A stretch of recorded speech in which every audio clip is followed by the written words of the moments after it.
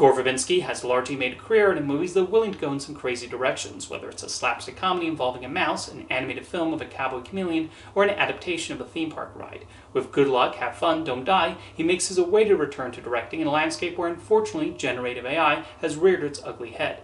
Paired with a clever script by Matthew Robinson, Verbinski takes direct aim at the emptiness of AI, as well as the problems that could come from social media and doom scrolling.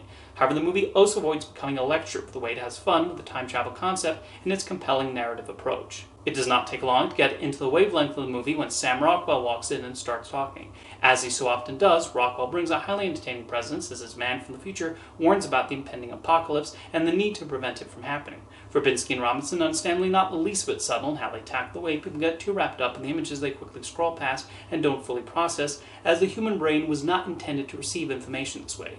The commentary is absolutely on point and allows some very funny moments. The screenplay finds a smart way of developing some of the characters Rockwell takes with him, while the approach of flashing back to their lives before then could have run the risk of stopping the narrative, and instead does the job of fleshing them and the themes further. In this day and age, when young people seem a little too glued to their devices and would rather ask ChatGPT instead of reading further on the subject, the scenes involving Michael Peña's substitute teacher especially hit hard. The film also has a bit to say about school shootings in American society and the lingering effects they have on the parents. Despite the serious subject matter the movie dives into, Verbinski manages to keep the right tonal balance. Good Luck has fun with the time travel concept and Rockwell trying desperately to make the right decision. There's humor out of his frustrations with the people he drags into this and the growing partnership that sort of develops between them. As expected with Verbinski, he works with the visual effects artist to bring so many creative ideas to life. There's so much crazy imagery that it would not be fair to spoil, especially since they add to the film's bonkers sense of humor.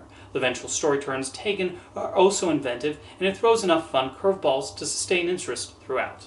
When Gore Verbinski knocks it out of the park, it can make for a truly entertaining ride. Part of what makes Good Luck, Have Fun, Don't Die so fascinating comes from the way it mixes the wild storyline with a commentary on our modern society. Verbinski and Matthew Robinson seem to have real legitimate concerns about the effect that over-reliance on AI is having on mental capabilities. It's also appreciated how the film targets the subject of doom scrolling and how people tend to respond to negative news by not providing any actual solutions. Here we have characters putting all they possibly can into figuring out a way to prevent this impending apocalypse, and that's certainly an inspiring message.